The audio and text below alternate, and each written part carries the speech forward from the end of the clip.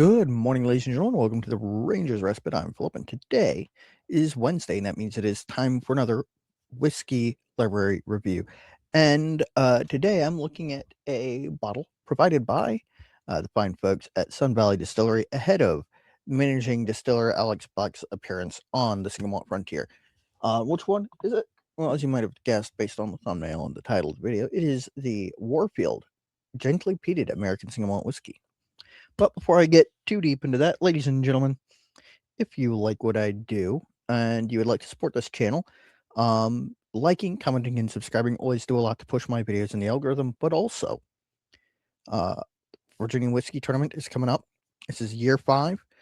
I'm selling some t-shirt designs on Spreadshirt to offset the cost of the Virginia Whiskey Champion Trophy, which will be, I haven't ordered it yet, obviously, as it has been in previous years, a pewter Jefferson Cup engraved with the words Virginia Whiskey Champion and then the year. This year it's 2026. And if you would like something maybe a little more directly usable, I have these. On Etsy, I sell pens and bowls. These are turned from a piece of cognac cask. Held cognac for 45 years before being used to finish a peated American single malt whiskey in the Pacific Northwest. If you know, you know. Now, let's talk about this. Again, as always, fantastic bottles. I love the dimpled design at the top. Brings to mind real old school bottles. The little medallion at the bottom. The beautiful, like embossed pattern on the back where it says Sun Valley Distillery, Warfield, slowly distilled at 5,840 feet. And then a little goat at the bottom. So this is the Gently Peated American Single Malt Whiskey. It is a blend of peated malts and two-row malts. It is distilled in Scottish-made pot stills and aged in traditional ex-bourbon barrels. Aromas of toasted grain meet flavors of sea salt, caramel, cocoa, leather, and autumnal smoke. This is bottled at 46% alcohol by volume. This is bottle number 1634. Let's start this off with a little color check. This is a pale straw gold color. And on the nose, this brings to mind the Idaho Highlands has this note of like s'mores. This has this like note on the nose of just gentle smoke, caramelization, a little bit of cocoa powder. Genuinely, like it smells like s'mores made over a campfire with a little bit of that like sneaky peat in there, you know? A little bit of honey, a little bit of like aromatic Highland flowers, and then that nice little just hint of sea salt and peat smoke. Oh, it's beautiful. Absolutely beautiful stuff.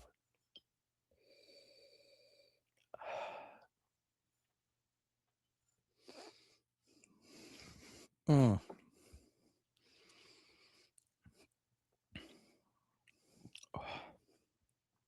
So good. On the palate, there's a little bit of sweet earthiness, genuinely like a marshmallow fluff sort of note. Vanilla, a nice creamy mouthfeel, a little bit of sea salt, a little bit of caramel, that graham cracker note, like slightly bready, slightly sweet. Nice gentle smoke, leaf duff. Mm. Oh. Just a little bit of that, like very, very lightly iodine, maybe just a hint of rubbery smokiness. Genuinely, like I imagine a s'more made over a fire that includes a little bit of peat. Beautiful stuff. Beautiful stuff.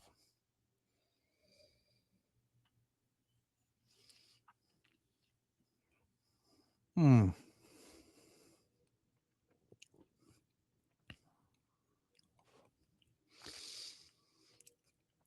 There's a little bit of like a floral note in there too.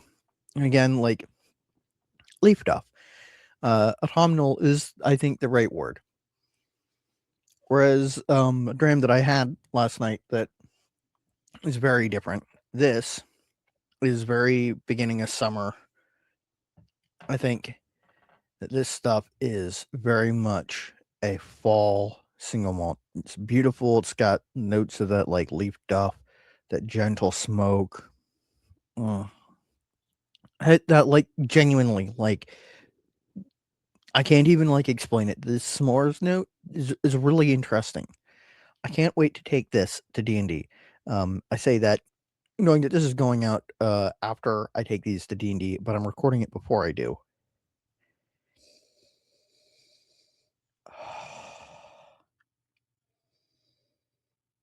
Mm. Mm. And for the record, I fully expect to not have any left after D&D of any of these three.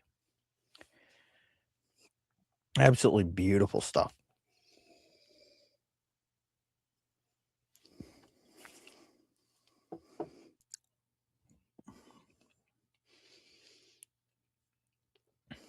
So, the finish is lingering.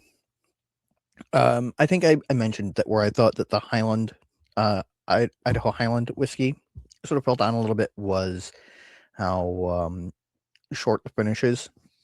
This has that oiliness from the peat that lets it stick a little bit longer, and it's got this really interesting evolving finish. It starts off all like marshmallow fluff and graham cracker and sort of fades to this like nice rich earthy ashen note.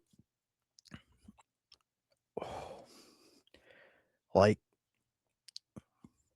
it's very good. It's like bittersweet. It's long lasting.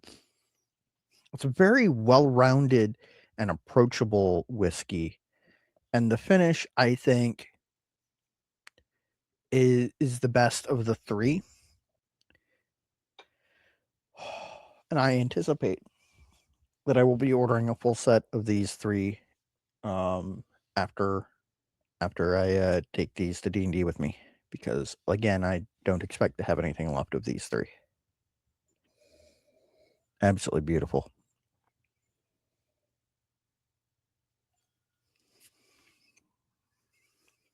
Mm. Mm. There's a tart note. Kind of reminds me of um like a berry, a specific kind of berry. I'm blanking on what it is. Um, but it's like a sort of like a mulberry, but not like the sour like early season mulberries, but like the really rich sort of tart, full dark mulberries from later in the season. It's very good. Anyway, ladies and gentlemen, that brings me to the final three questions that I always ask about each of the whiskeys that I have on my bar top. They're as follows: do I enjoy it? Yes. I think that this is an excellent example of American single malt whiskey. I really enjoy it. I I do wish that there was a little bit more peat, but I understand why there isn't. And that brings me to the second question: do I think it's a good value? This was a gift from the fine folks at Sun Valley Distillery, namely Alex Bucks, their managing distiller. So while it's really easy for me to say, "Oh yeah, this is a great value. I got it for free." $64.99 for $65.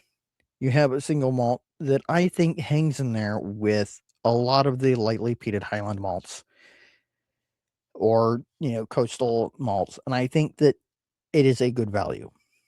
I don't think you'll be able to beat that value for a light peat, frankly, from anywhere. But especially in American single malt whiskey, it's going to be really hard to beat this value.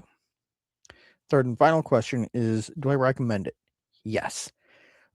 If you are not sure that you like smoky whiskeys, if you are on the fence about peat, give this a try.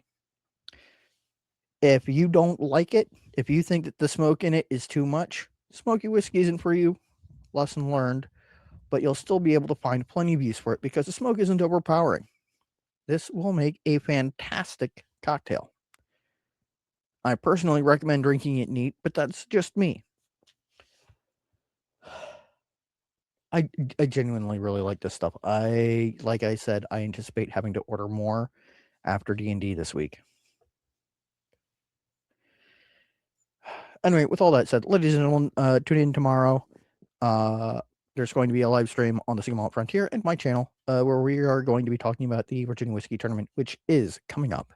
We're going to be filling out the bracket. We're going to be talking about what the Virginia Whiskey Tournament is, who has won previously, and why I think it's kind of important. Well, it's very important to me, but why I think it has a place in sort of whiskey awards, and why I encourage everyone to sort of take on something similar. It's a little bit of a stretch. I don't think everybody should do this, but I feel like there should be more like state-specific uh, combination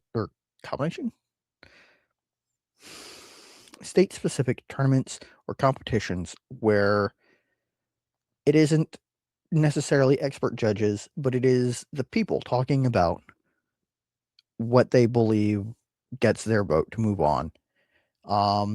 And it allows us to highlight some really great distilleries. Anyway, thank you all for tuning in. Until next time, stay happy, stay geeks. Sláinte.